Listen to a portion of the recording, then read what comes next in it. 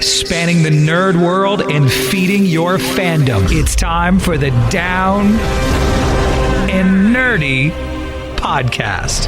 Here's your host, James Witham.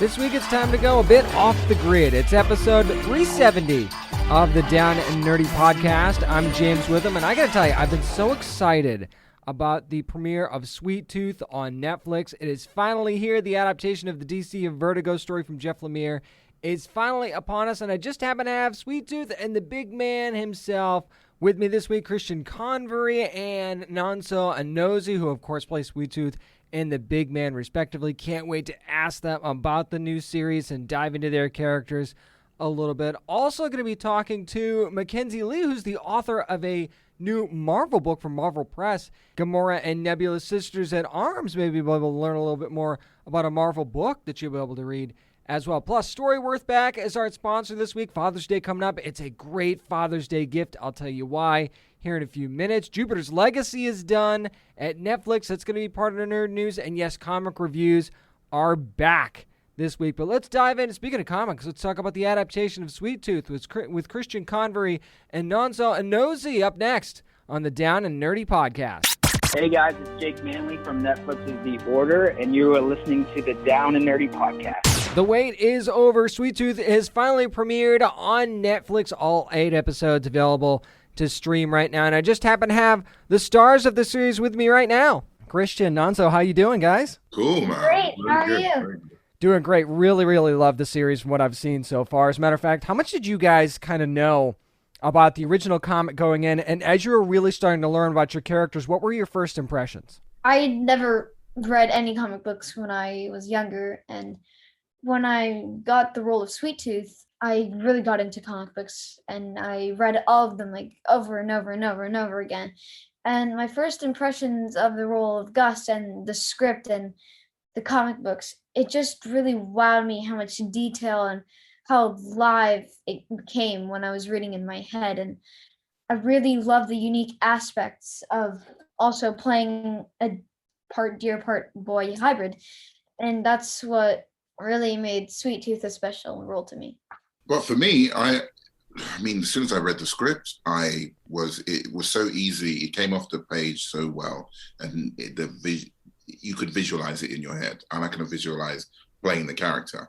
So for the books, the graphic novel I read a bit later on, and I then started to understand the world that we were trying to create and bring into this new world. It's a lot darker. I wasn't familiar with the work before I got the part, but it's a lot darker than what we were the story we were trying to tell that was going to be accessible to the whole family.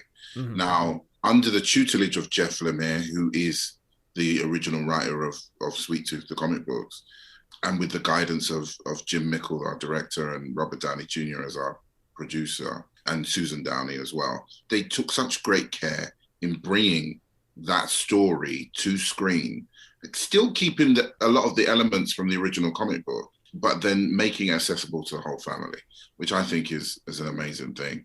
And it's just an honor to be part of it, and to be able to tell the story of these two kind of really unusual and unique characters. Oh yeah, we'll definitely dive into that here in a couple minutes. But Christian, I want to talk to you about the really special bond that Gus shares with his papa. I mean, if you want to talk about something that's going to get you in the feels right away, that certainly did for me anyway. Talk a little bit about that relationship, and how do you feel like that's going to shape Gus's future? I really think it's going to shape Gus's future in a really good way, because his papa really taught him a lot of things about life in the show. And there's this little thing that I can't talk about because it's in the later episodes, but it really gives Gus hope and more inspiration and motivation to keep going at it and accomplish your goal and help other hybrids and save them, basically. It's definitely his papa helping him later in the future in the series. Well said, well said. Now, Nonso, I feel like Jeppard, he puts on a good front, right? But underneath that rough exterior, I feel like he's got a good heart, though. So how much will we actually learn about his story during the time of the Crumble in this series? Oh, well, I think there will be, I can say you will start to learn little bits about him. And there are probably a few little Easter eggs along the way that maybe if you watched it a second time, you'd maybe get a few things, little nips and little bits. But he's a man with a very checkered past, as we could just say. And he's trying to get away from it. He's trying to leave that behind and survive day to day, because that's the most important thing in this dystopian kind of nightmare wonderland that we are in. The main thing is to be able to eat, to be safe, and to make it through to the next day. And that's what he's just trying to focus on doing.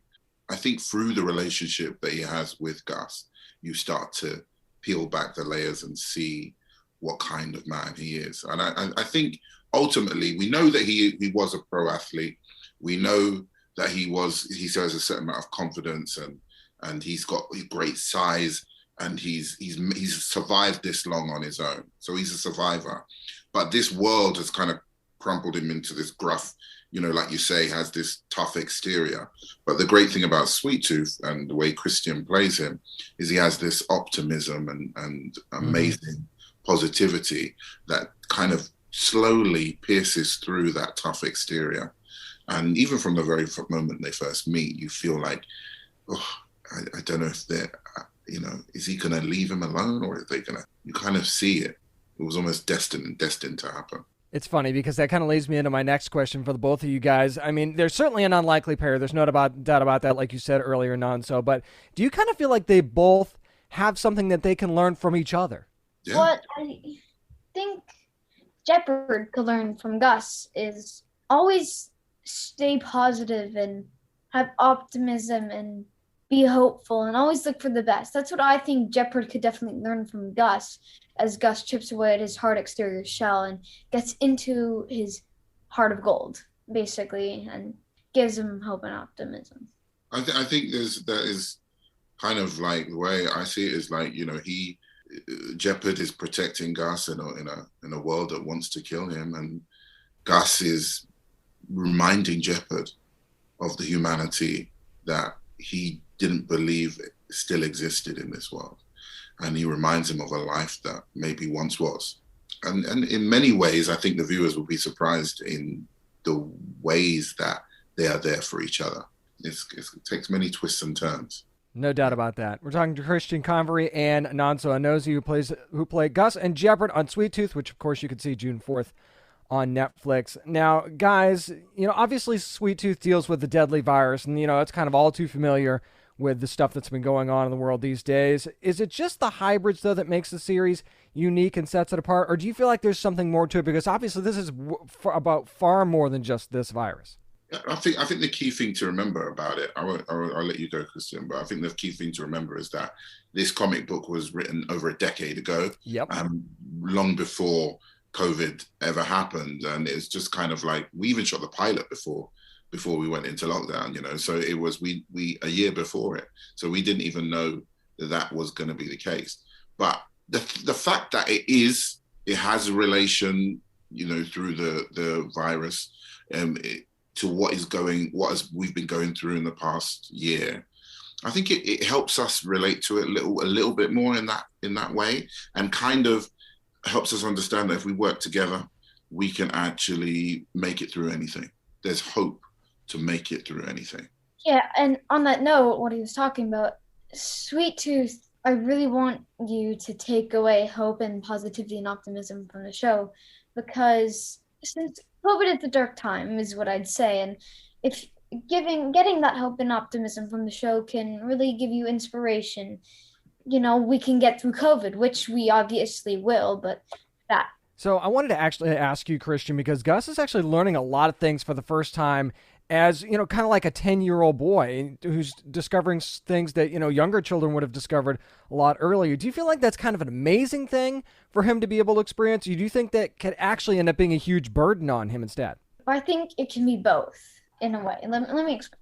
So I think it's really cool for Gus to see it at that age, because he will understand more about what it is, and he'll be more interested than he would be when he was younger, is what I'd say. But I also feel like that's a big burden, because, he doesn't really know what reality is like, and he just thinks that everything's nice and friendly because he thinks that his father lied to him because there were no fires when he stepped outside the fence, read episode 1.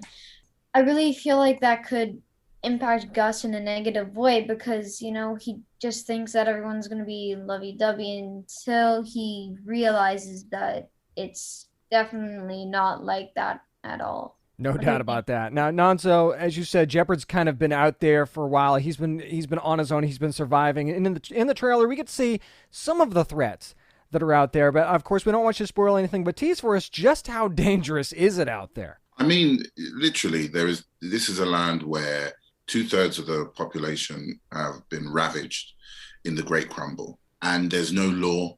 There are no police. There's no law and order.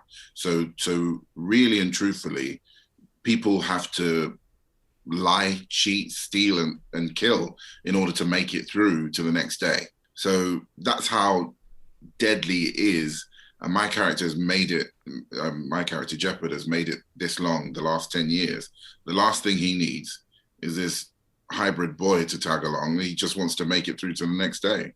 I mean, because there are hundreds of poachers out there ready to kill, you know, these half kid, half human, you know, children.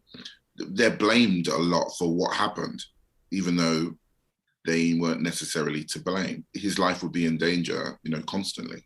So the more he hangs around me, the more trouble it's going to bring me. Ah, yes, that double-edged sword that you guys are going to see in the series here coming up. But before I let you guys go, obviously you both have nicknames for each other. We've got Sweet Tooth, we've got the Big Man. Now that you guys are together, I feel like you need like a team nickname. So have you thought about like what you guys as a team could maybe be called together? Okay, I have been thinking about this for a while, and All right, here we go. Okay, I have 3 options. So these are my favorite options that I've picked up from my endless list of teams. But it would be the unusual duo, the dynamic duo, or Sweet Tooth. Because, you know, that's the name of the show, and I guess their team name could be called Sweet Tooth. Because, you know, it kind of makes sense with the show name. It does make sense. Nonso, what do you think? Are those good ideas? What do you think, man? Big Tooth, Big Man, and Sweet Tooth. Big Tooth.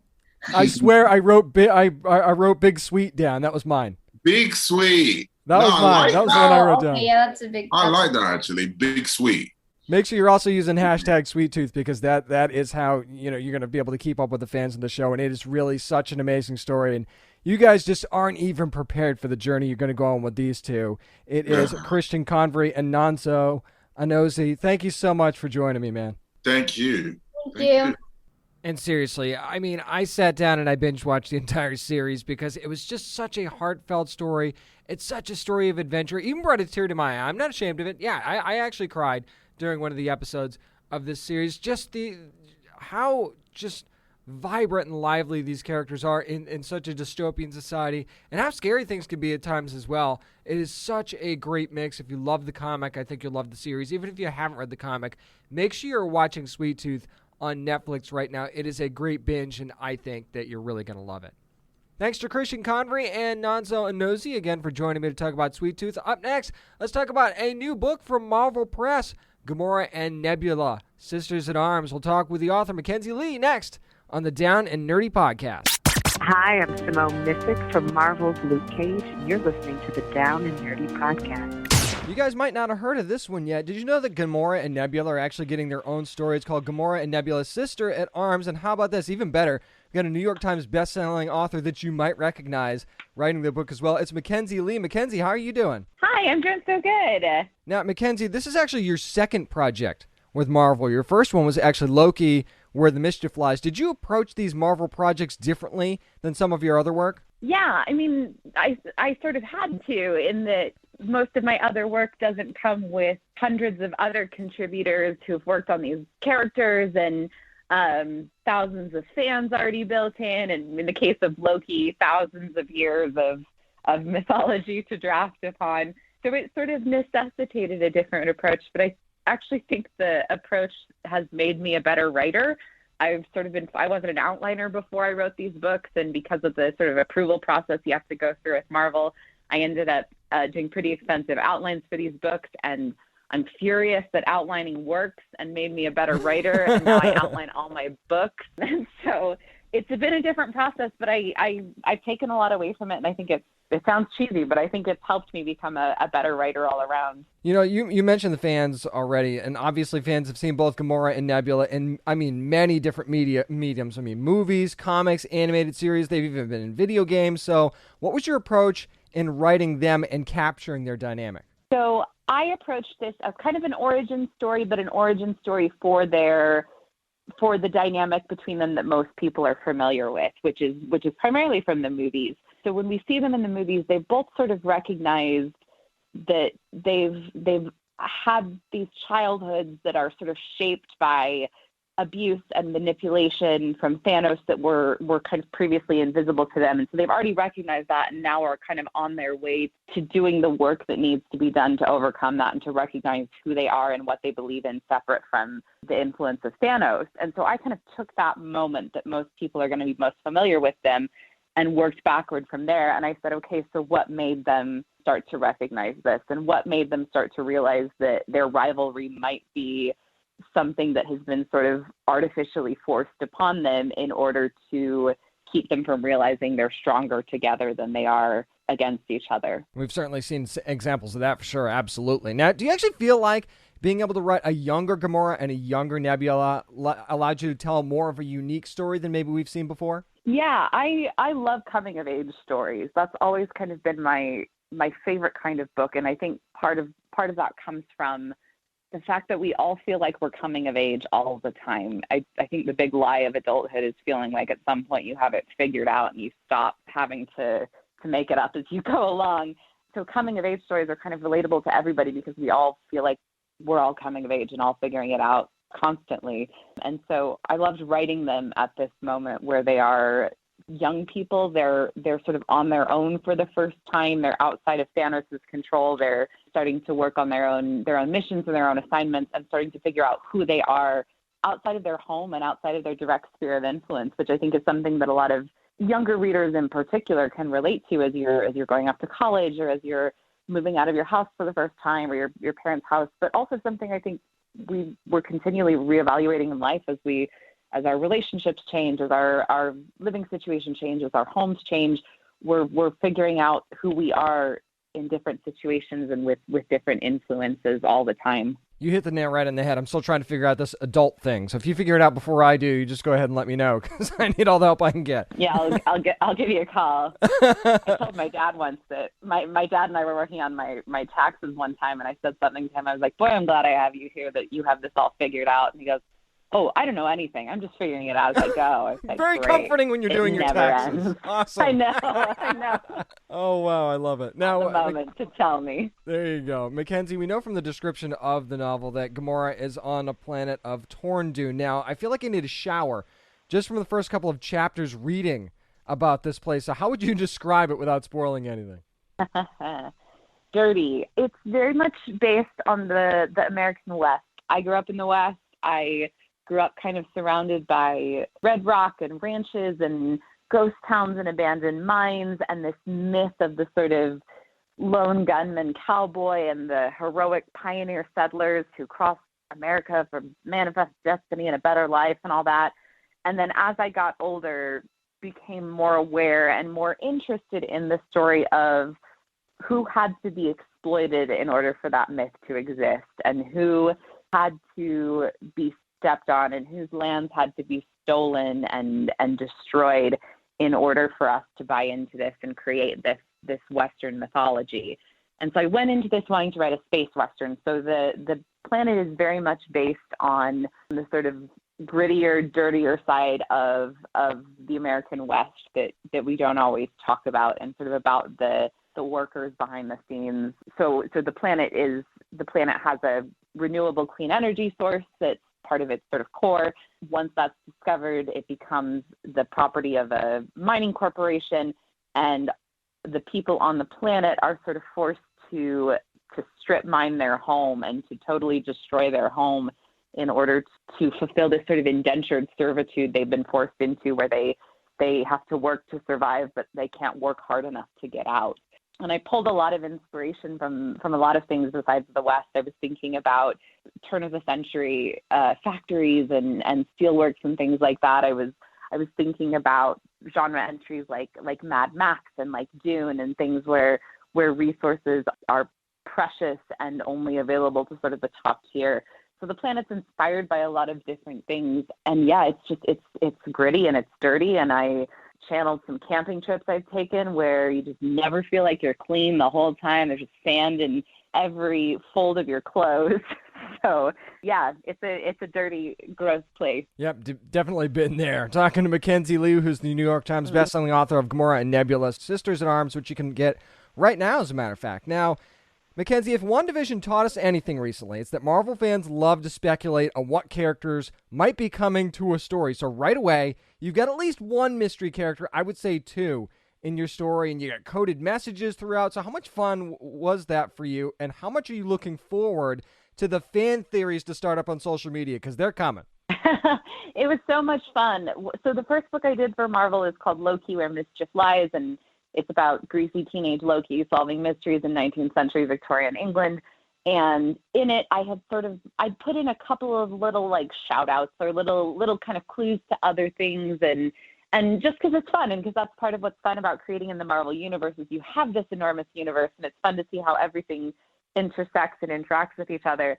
And the fans responded so strongly to that. And I saw this one thing on Tumblr where somebody had laid out this whole theory that like connected my original characters from my book to Peggy Carter and then to Sharon Carter. And I was like, oh my, like people go in for this. And it's so cool and it's so fun. And I realized that's really part of like why people love this universe and why it's so fun to have all of these stories intersecting across so many different platforms, via books and comics and movies and video games and all these different things. And so this time I was more intentional when I went into it because I was like, okay, people like this, people have fun with it.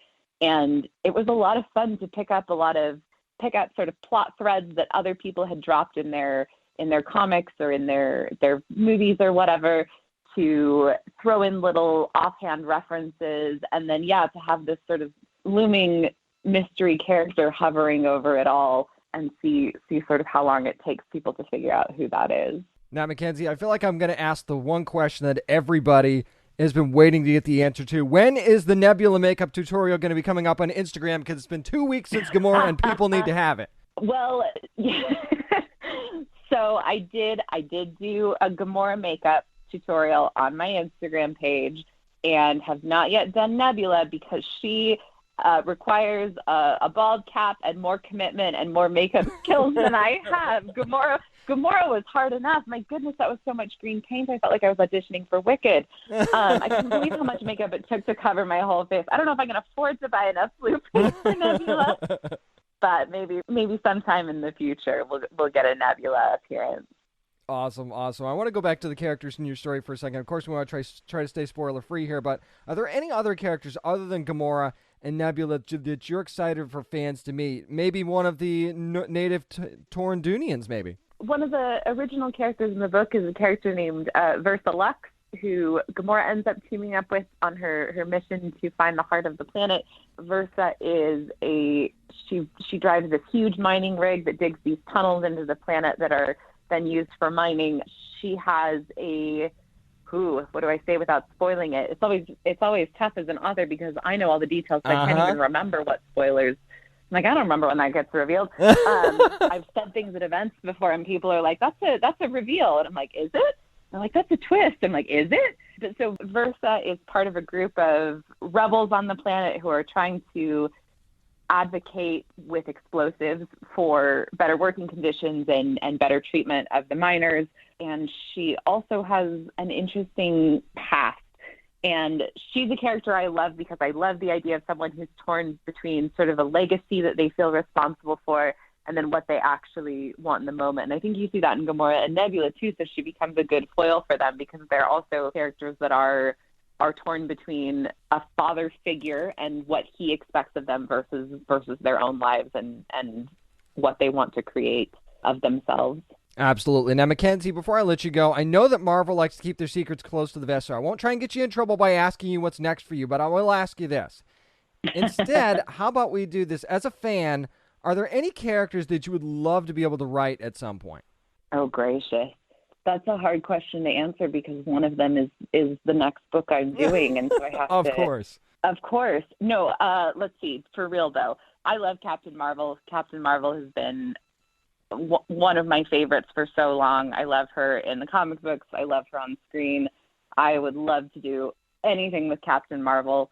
Yeah, Brie Larson, call me. Yep, that's as good an answer as any, especially since we've got the movies coming up. I mean, come on, Marvel. This just seems like something that we need to do. But first, make sure you get Gamora and Nebula, Sister at Arms, which is available now everywhere books are sold and at your favorite ebook retailers as well. New York Times bestselling author Mackenzi Lee, thank you so much for joining me. Thank you so much for having me. This was lovely. This week, the Down and Nerdy podcast is brought to you by Storyworth. And Father's Day is right around the corner. You might remember me around Mother's Day talking about Storyworth and how it's a way to share weekly stories with someone special in your life. And these stories are collected into a book that's then bound with pictures and everything and shipped for free. So it's a way to really keep your family's legacy. I get to gift my mom Storyworth for Mother's Day, and it's been really great unraveling these weekly stories. And, you know, actually for her, it was a way for her to look at some events in her life that maybe she hadn't thought about in a while and actually maybe brought up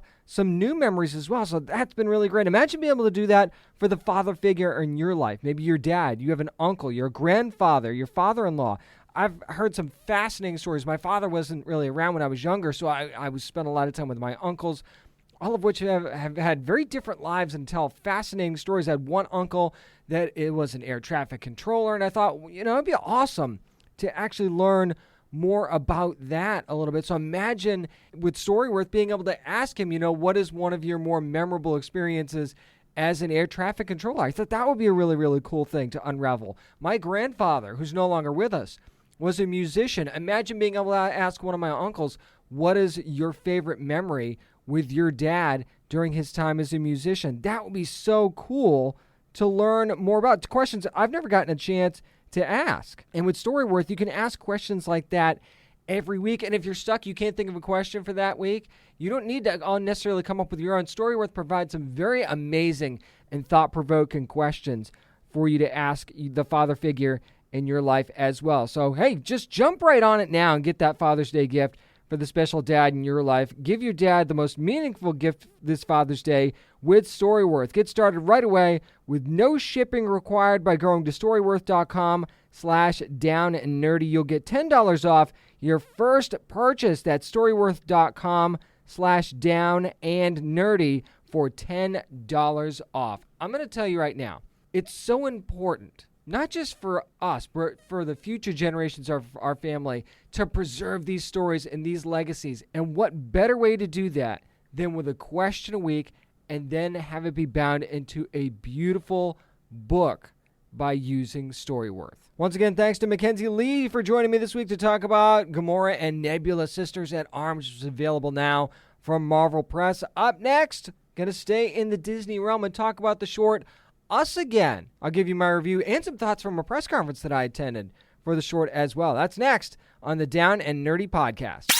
Hey, this is Kari Walgren, the voice of Haruko in FLCL, and you are listening to the Down and Nerdy podcast. When Disney does something for the first time in 5 years, I've got to talk about it. So Us Again was the first theatrical short, animated short done by Disney in the past 5 years, and Us Again ran with Raya and the Last Dragon when that was in theaters, and now it is on Disney Plus if you haven't gotten a chance to see it. And I got to tell you, what this does is it tells the story of an older couple named Art and Dot who are trying to rekindle their passion for life on one amazing night and through dance. And I actually got a chance to be a part of a press conference with the creative teams behind Us Again, and when I say that, I'm talking about director Zach Parrish. You've got Keone and Mari Madrid, who were the dancers and the choreographers on the project, Bradford Simonson, who was the producer, and Pinar Toprak, who was the composer. Derek Huff was the nominator, too, by the way. And if you know Dancing with the Stars, you know who Derek Huff is. And what everybody seemed to talk about with this project was how vibrant it was, and how fun it was, and how alive it was. And even Keone and Mari, who did the choreography for this and were the dancers, said it was our job to become Art and Dot. And those were the characters that were in this. And we actually had to see a little bit of performance that they did as well. And when you watch this, it just makes you, not only does it make you appreciate your youth and being able to, the kind of you're only as young as you feel kind of thing, but it just makes you want to move. And anything that makes you want to move is probably going to put a smile on your face as well. Because I got to tell you, Pinar Toporok, who did the music for Captain Marvel, you want to talk about you would not expect something from someone going from something like Captain Marvel to this. The music for this is so infectious and amazing that I feel like anybody would want to move to it. And there's a lot of movement. It's not just from Art and Dot. There's a lot of movement throughout this entire cityscape that they have going on here. As a matter of fact, one of the things that Zach Parrish and Bradford Simonson were talking about when talking about this at the press conference was, what were some of the cities that were inspirations for this? And Zach immediately said Chicago because he's from the Midwest and it's very familiar with that city. There's some New York sprinkled in there, which I noticed. There's some Los Angeles sprinkled in there as well. I kind of got a Santa Monica Pier vibe from this too at one point. So, and again, one of the other parts of this, first of all, there's no dialogue in this at all. It's all movement.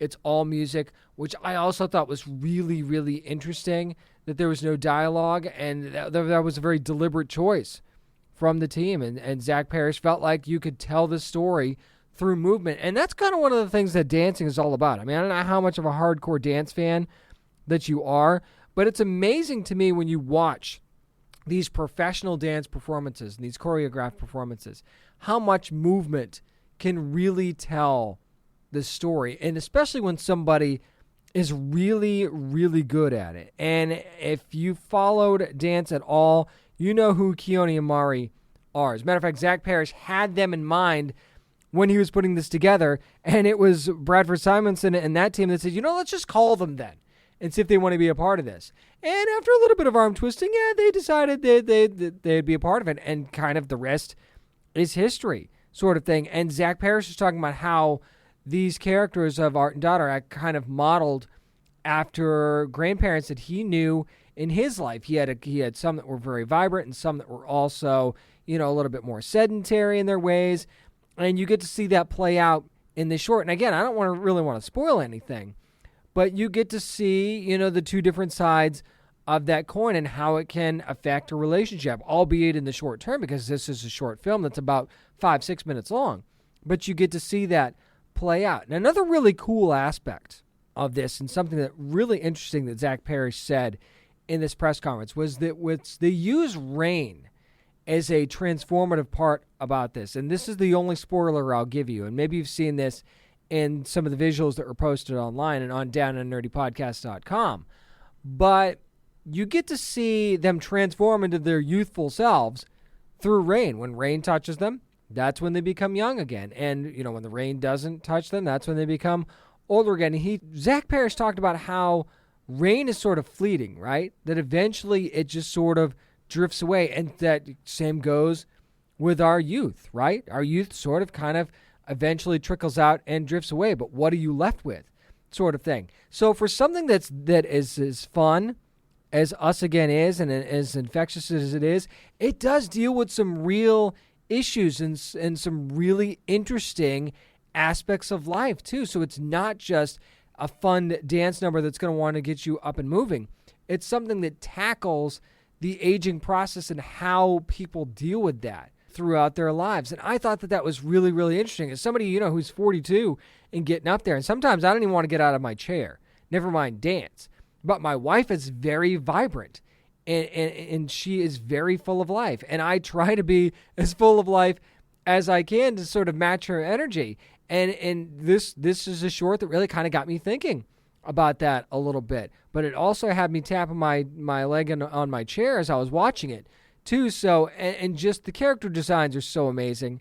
And it's funny, when Keone and Mari were talking about their choreography, and they were talking about the animation on this project, they said, we're kind of mad because it looked like the animation was actually better than what we were able to do ourselves on the dance floor in our choreography. So they were just talking about how the animation brought that up even to another level. And Zach was talking about just wanting to match that level of Keone and Mari because they're so incredible. And then you marry that with Pinar Toprak's soundtrack that was created for this, which was created, by the way, just with a short description. That's how this whole thing got started. That's how talented Pinar Toprak is. If you don't know her work, look it up, because I think you'll be really, really impressed by what she did. But this is one of those things where you can watch it really quickly.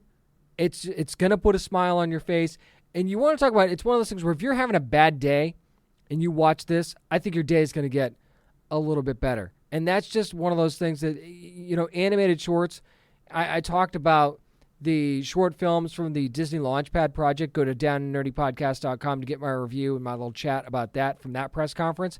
But this, too, it just shows you the power of something that you can create in 5.5 minutes that can just be so meaningful and bring so much joy. And that is exactly what Us Again does. So make sure you're not missing it on Disney Plus, streaming exclusively right now. That's going to do it for my review and a recap of the press conference for Disney's Us Again. Up next, it's time to talk about some comics again. It's back this week, what we're reading on the Down and Nerdy podcast. This is Aubrey Sitterson, and you are listening to the Down and Nerdy podcast. Feels good to be back with the bags and boards this week. It's time for what we're reading, and up first, something I wanted to read a couple fun books this week. So I'm going to start out with Crush and Lobo #1 from DC. Mariko Tamaki writing this one.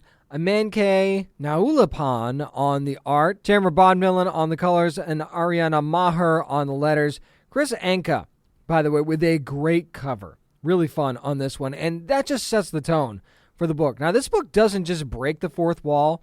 It acts like there was never a wall there to begin with. So if you love that sort of thing, you're going to love this book right off the bat. Now, Crush is definitely a fun character, but this story actually begins dealing with some of her personal issues. There's some serious stuff here as well. I mean, her girlfriend and her dad, there's stuff going on there with she's having a hard time with her relationship, and maybe that's affected by what's going on with her dad or what has happened with her dad in the past. So those two things may be related a little bit.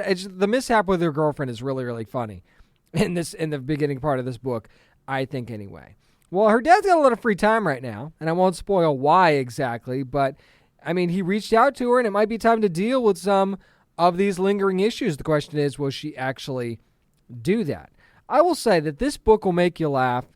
It's going to make you smile, whether you know a lot about Crush or not. And there's kind of a quick summation of the character in this book in a very funny way. This book really made me want to stay engaged with it, and it was the personality of Crush that did that, so credit to Mariko Tamaki for doing that. There's certainly some relatable things in the story as well, too. I mean, if you've ever been in an awkward social situation at all, you will definitely relate to at least one of the things that happens in this book. The art also happens to be incredible, too, by the way. Really helps dial up the fun here. And it's, again, I'm a sucker for good facial expressions and storytelling, and the way that this art team brings that to life, I think was one of the things that made this book really, really great. So I'm looking forward to the next issue. Make sure you get Crush and Lobo #1 from DC. Couldn't wait to talk about this one either from our boy Aubrey Sitterson. It's The Worst Dudes #1 from Dark Horse. I specifically waited until after this book came out to talk about it. Joined by Tony Gregori on the art here, Laverne Kinzierski on the colors, and Taylor Esposito on the letters. Now, I'm going to tell you this. The cover actually warns you how over-the-top graphic that this book is, and it's an understatement from the first freaking page.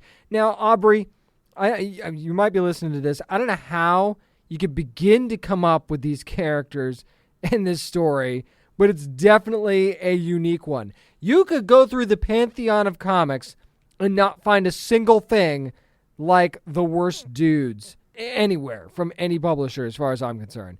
Now, what you've got here is you've got a crooked space cop who's assigned by a god to track down a mistress, all while being accompanied by her entitled, temperamental pain-in-the-ass son. How about that? Oh, by the way, their best chance at finding this mistress is a cokehead snagglepuss and a drug dealer. How about that? Sounds simple enough, right? There's the best summation of the story that I could possibly give you. That does more of justice than me describing it any further. If you're looking for something that's completely off the wall, this book is definitely something that's going to check off every box for you, because I can tell you several times when I was reading this, I go, well, there's something I've never seen before. And the character designs too.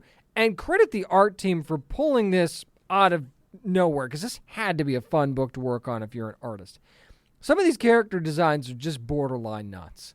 And I mean that in the nicest way possible. The colors are super vibrant in this book. I mean, they are everywhere. And I love what Laverne Kinzierski did with this book. Now, you have to see this book to believe it. I know that that's kind of cliche, and maybe that's something you've heard before, but seriously, what anybody could do to describe this book could not possibly do it justice. You have to see it for yourself and judge it for yourself. Maybe you love it, maybe you hate it, but you will not forget The Worst Dudes #1. I can almost guarantee you that. That's going to do it for what we're reading this week. Up next, speaking of books, a comic book adaptation is now down the tubes. I'll talk about it next. I'm James Witham, and this is the Down and Nerdy Podcast. This is Robin Lord Taylor from Gotham, and you are listening to the Down and Nerdy Podcast.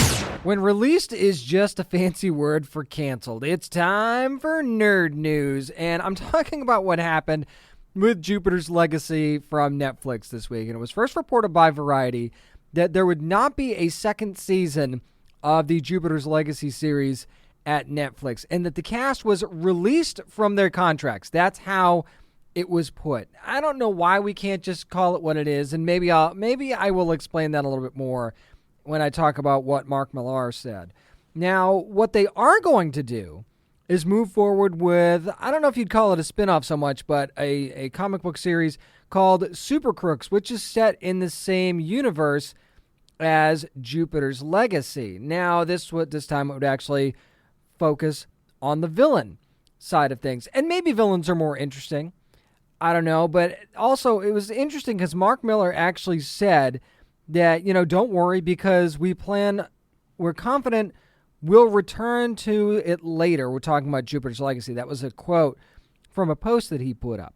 I mean, he might be confident. I don't know how confident Netflix is in that, because let's face it, the first season didn't do well overall. I certainly enjoyed certain aspects of it, but it did struggle in other aspects as well. But it's almost like a take a hint kind of situation. And maybe they find something in Super Crooks.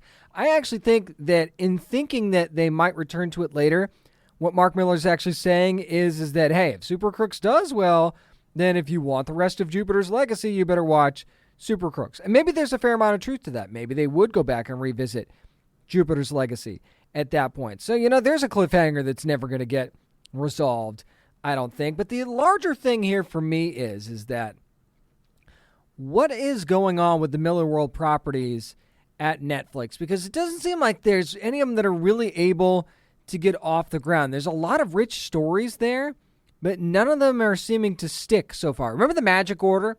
That was the first part of the deal between Netflix and Miller World, right? That was going to be the first series in the bunch, and there was comic created for it. It was going to be created originally for Netflix, and that series never happened.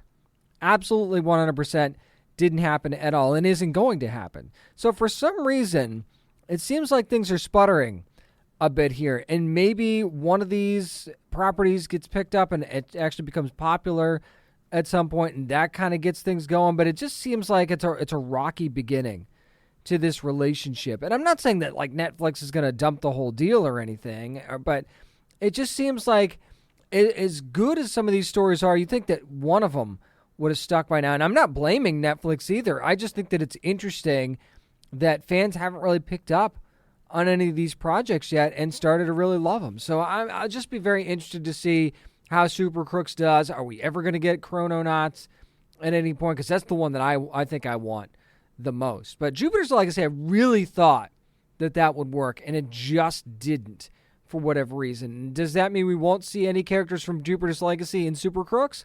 Not saying that, but again, we are very much in a wait-and-see type of situation. But I think the dust is going to settle quite a bit before we even see Super Crooks on Netflix. Here's something that went from a crowdfunding campaign to a super popular movie on Netflix and on demand, actually. And that is Code 8, the movie from Stephen and Robbie Amell. And there is going to be now a Code 8 sequel movie after a hugely successful Indiegogo campaign.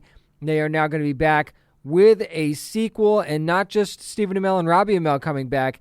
Director Jeff Chan going to return back as well. Now, Code 8 Part 2 is going to be the name of the movie, so, that shouldn't be too surprising because it's a sequel. This time it's actually going to focus on the journey of a teenage girl, though, to fighting for justice for her slain brother at the hands of corrupt police officers. So who does she call up to help out? Well, how about Robbie Amell's character and Stephen Amell's character in this movie as well? So, I loved the first Code 8 movie.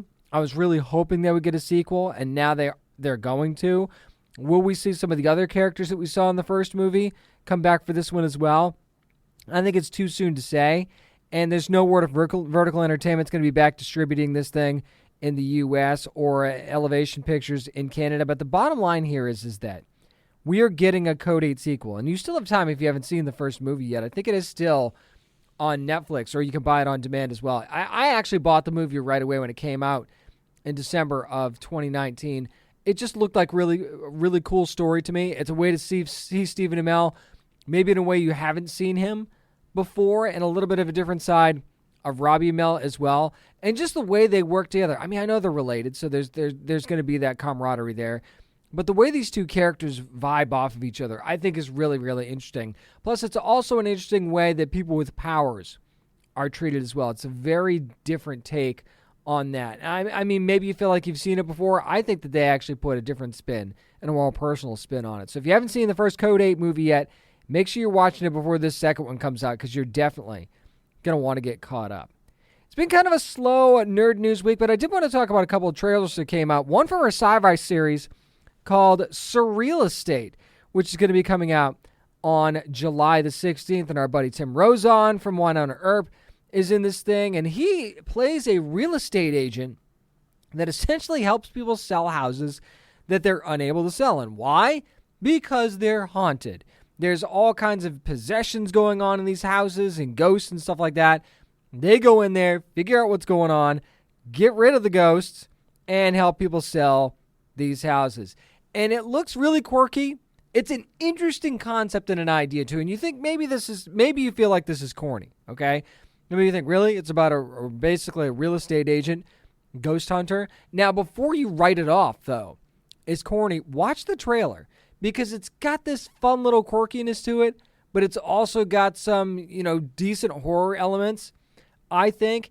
And if you're going to do something like this, if you're going to have brand new series from sci-fi, why not make them unique like this, right? And I get it. This is going to be one of those swing for the fences type of things where either you're going to hit it out of the park or you're going to miss entirely and the bat's going to fly out of your hands. I understand that. This is a series that just might not work.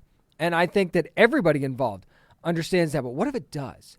Because sometimes you throw that dart at the wall and it hits that bullseye, right?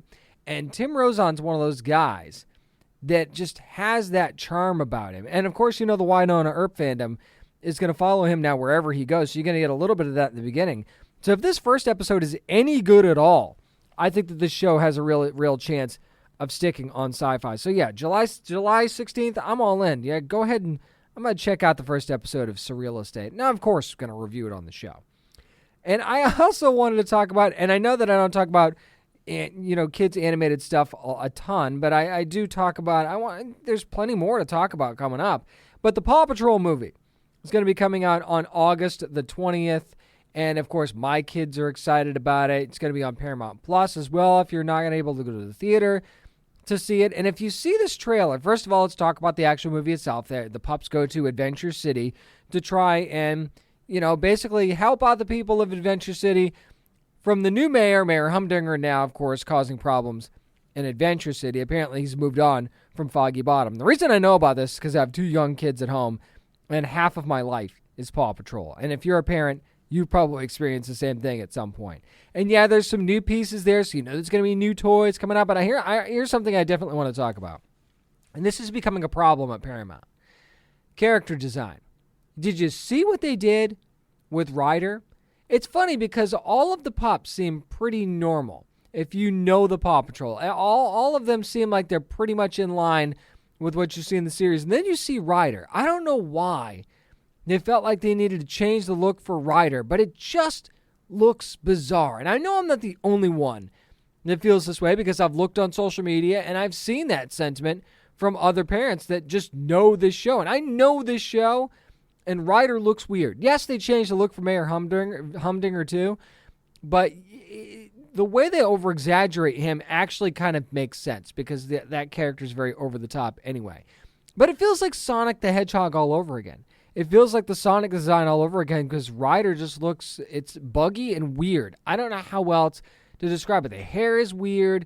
It just doesn't look right. It doesn't look normal. And I realize we're talking about a Paw Patrol movie here, but kids notice stuff like that too. And if kids notice that he looks weird and there's something not quite right, and kids are picky, let's just face it, my kids are picky. My kid noticed it right away in the trailer that Ryder looks different. So is this going to be another gotta fix fast situation where they're going to fix the design for Ryder before this comes out on August the 20th? I don't know. I don't know that they'll go that far for a Paw Patrol movie, even though this movie has a chance to print money. If you don't know anything about the Paw Patrol because you don't have kids, this is just from Spin Master, this is a just $1 million franchise, multi-million-dollar franchise. Yeah, this is one that you want to get right. I don't care if you're going to be releasing it in theaters and on Paramount Plus or not. If there's something wrong with this movie that would make people not want to go see it, then you need to fix it immediately. And I actually think that the Ryder character design is a lot bigger deal than you think. So yeah, I would fix that thing and go and I don't think you're going to have to delay the movie to do it. I could be wrong, but I don't think that it would cause too much of a delay. And even if it did, just, get it right the first time kind of thing. That's going to do it for this week's edition of the Down and Nerdy podcast. Again, thanks to Christian Convery and Nonso Anozie to talk about Sweet Tooth with me, and of course Mackenzi Lee talking about Gamora and Nebula, Sisters at Arms. If you want to find out more about what we've got going on, go to downandnerdypodcast.com. Always nerd news up there, reviews, comics, all kinds of great stuff. Also, make sure you're checking out our sponsor this week, Storyworth, and go to storyworth.com/downandnerdy to get $10 off your first order and one of the best Father's Day gifts that you could possibly give to preserve Dad's memories and let him tell his stories. Also, follow along with us on social media at downandnerdy757 on Twitter and on Instagram and at facebook.com/downandnerdy. Remember, you never have to apologize for being a nerd, so let your fan flag fly and be good to your fellow nerds.